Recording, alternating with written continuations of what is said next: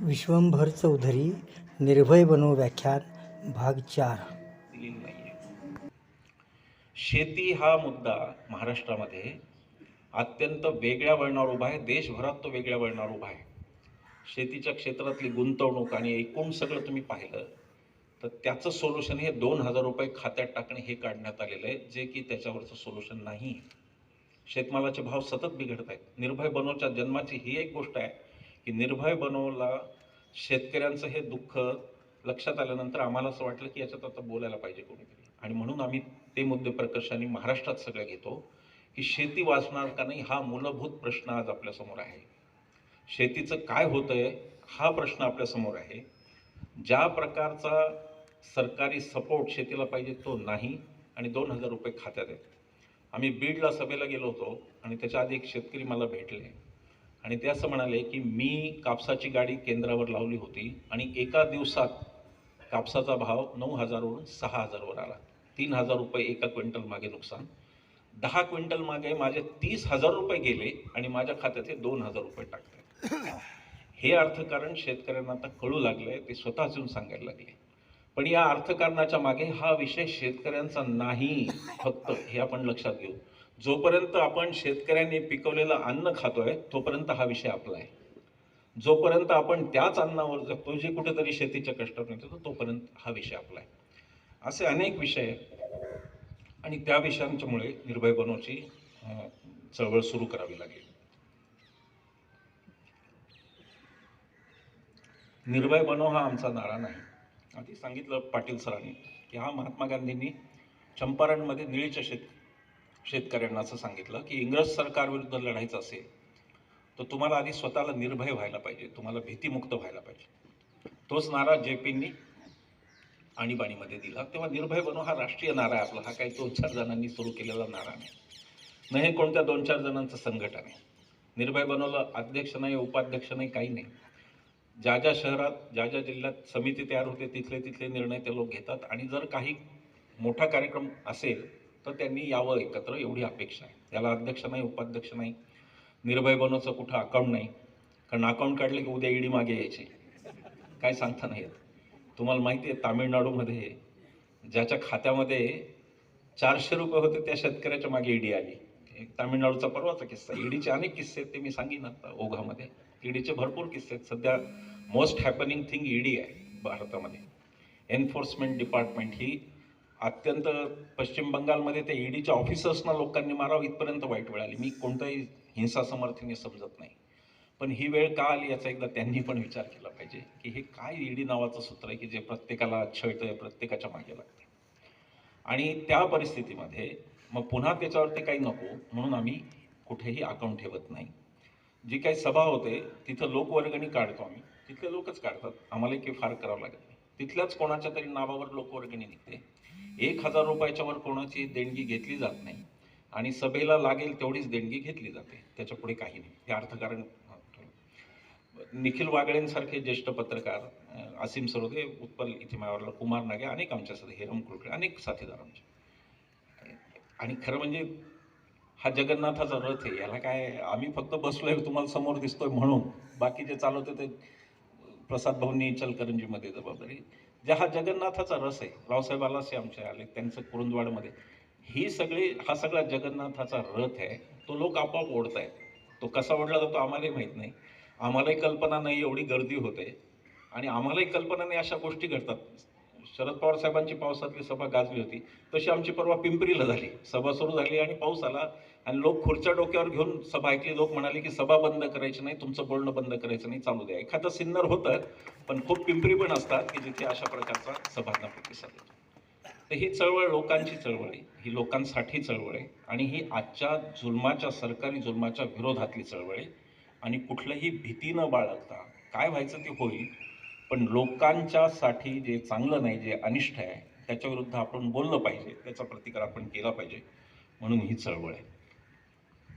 निर्भय बनोच्या सुरुवातीला अनेकांनी दखल घेतली नाही. मेन स्ट्रीम मीडियाने तर घ्यायचं काही कारणच नव्हतं. त्यांचा तर मीडियाचे मालकच वेगळे येतात. NDTV नंतर आपण पाहिलं काय झालं, कसं रवीश कुमार बधत नाही म्हणल्यावर मालकच विकत घेतले, हेही आपण पाहिलं. प्रणव रायंना कसं बेघर केलं तेही आपण पाहिलं. पण आता मेनस्ट्रीम मीडियाच्या सुद्धा गोष्टी लक्षात येत आहेत की जे चाललंय ते बरं नाही, आणि म्हणून गेले काही दिवस मेनस्ट्रीम मीडियाचे आमचे पत्रकार मित्रसुद्धा त्याला प्रतिसाद देत आहेत. मगाशी मला ओळख करून देताना प्रसाद कुलकर्णी सांगितलं की वेगवेगळ्या चॅनल्सवर वगैरे, तो मी अदृश्य झालेला आहे 3-4 वर्ष झाली. आता लोक मला चॅनलवरून ओळखत नाही आणि माध्यमंसुद्धा बदलली. आता जर 10 लोक मॉलवर भेटले ओळखणारे, त्यातले 7 म्हणतात की तुम्हाला यूट्यूबवर पाहतो. माध्यमं बदलली. माध्यमांचं पण लोकशाहीकरण झालं. कोणी किती आवाज दडपला तरी आता यूट्यूब आहे, फेसबुक आहे, आपण जातो लोकांपर्यंत आणि जाऊ शकतो. तर माध्यमांमध्ये पण वेगळी क्रांती झाली आणि आता ह्या डिजिटल क्रांतीमुळं आपल्याला फार माध्यमांची चिंता करण्याची गरज राहिली नाही. ती माध्यमं आपल्या हातात आहेत. पण जी हुकुमशाही या देशात सुरू झाली, त्या हुकुमशाहीच्या विरुद्ध कोणीतरी बोललं पाहिजे, म्हणून हे आंदोलन आहे. विरोधक बोलतात आपापल्या पत्नी, पण नंतर त्यांना ईडी लावली जाते. ईडीचं कथा मी सांगत होतो. अनिल देशमुखांची केस फार स्टँडर्ड केस आहे. अनिल देशमुखांवर 100 कोटींचा आरोप केला गेला. त्यांना जेलमध्ये टाकलं.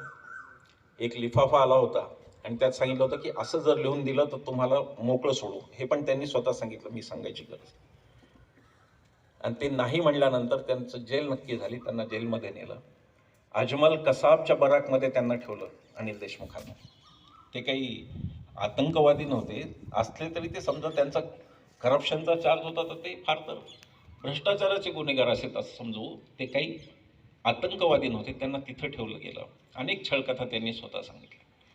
जेव्हा हे प्रकरण कोर्टात आलं तेव्हा हायकोर्टने विचारलं की तुम्ही 100 कोटी धोषा लावलाय, नेमका आकडा सांगा. दिस इज फॅन्सी फिगर, याला तुम्ही नेमका आकडा सांगा. त्याच्यानंतर यांनी पुन्हा महिनाभर टाइमपास केला आणि कोर्टात सांगितलं की 1.71 कोटीचा मामला आहे. 100 कोटीचा आरोप, 1 वर्ष जेल. कोर्टात सांगतात 1.71 कोटीचा मामला आहे. कोर्टाने सांगितलं की तेही ठीक आहे, की तत्वानुसार 1 रुपयाचं पण भ्रष्टाचार हा भ्ष्टाचार आहे. तुम्ही त्याचा एक सबस्टॅन्शियल पुरावा द्या. एक फक्त पुरावा द्या. तोही सरकारला देता आला नाही. हायकोर्टाने त्यांना जामीन दिला. जामिनीच्या दुसऱ्या दिवशी ईडी लगेच हजर सुप्रीम कोर्टमध्ये जामीन रद्द करावा. चंद्रचूड साहेब बहुतेक वाचून बसले होते काय सगळे केस माहीत नाही. तेही तिथं सुप्रीम कोर्ट म्हणलं की तुम्ही फक्त एक पुरावा द्या जो तुम्हाला हायकोर्टने सांगितला होता. त्यांना हा पुरावा देता आला नाही आणि अनिल देशमुखांना जमानत मिळाली. अशीच कथा संजय राऊतांची. 2 कथा फार रिपीट करत नाही. अशाच पद्धतीची कथा संजय राऊतांची पण आहे. तर विरोधक पहिल्यापासून होते. काय घोषणा, काँग्रेस मुक्त भारत, ही काय घोषणा आहे? पंडित नेहरूंकडे बहुमत 5वी बहुमत होतं. राजीव गांधींकडे तर सगळ्यात जास्त 415चं बहुमत राजीव गांधींकडे होतं.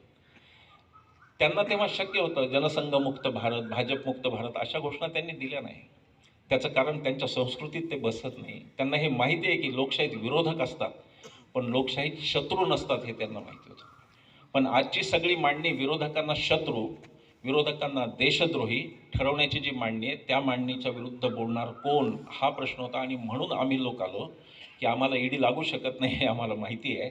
आमच्याकडे इन्कम टॅक्स उद्या पाठवलं तरी आमची तयारी आहे. आणि म्हणून आम्ही मैदानात आलो की जर राजकीय व्यवस्था बोलू शकत नसेल तर आता ही जबाबदारी आपल्याला घेतली पाहिजे. आणीबाणीमध्ये दुर्गाताई भागवत आणि अनेक कलाकारसुद्धा त्यांनी भूमिका घेतल्या. आता तीच वेळ आहे, आता तीच आणीबाणी आहे. फक्त इंदिरा गांधींच्या आणीबाणीमध्ये आणि या आणीबाणीमध्ये एक मोठा फरक येतो, आपण लक्षात घेतला पाहिजे. तो मोठा फरक हा आहे की इंदिरा गांधींची आणीबाणी घटनेच्या चौकटीत सुरू झाली आणि घटनेच्या चौकटीतच संपली. इथे घटनाच मान्य नसल्यामुळे कोणतीच चौकट नाही, हा त्यातला मुद्दा आहे. आणि या देशातली लोकशाही आणि या देशातलं संविधान वाचवायचं का नाही, असा मोठा प्रश्न आत्ता आपल्यासमोर आहे. 2024ला जेव्हा आपण मतदानाला जाऊ सगळे, तेव्हा अ पक्ष का ब पक्ष का क पक्ष हा तुमच्या समोरचा विचार नसून या देशात संविधान राहणार की मनुस्मृतीचं राज्य येणार, याच्यावरती तुम्हाला मतदान करायचं. तुम्हाला या गोष्टीवर मतदान करायचं आहे की तुमच्या मुलीबाळी सुरक्षित आहेत का. कबड्डीचं मला आनंद वाटला, कदम सरांनी मगाशी सांगितलं की कबड्डीमध्ये या संस्थेची खूप मोठी झेप आहे आपल्या संस्थेची. तर कबड्डी खेळणाऱ्या, कुस्ती खेळणाऱ्या महिला, त्यांच्यावर कोणीतरी तो ब्रिज मोहन राज्य करणार का, त्याचा निर्णय तुम्हाला घ्यायचा आहे.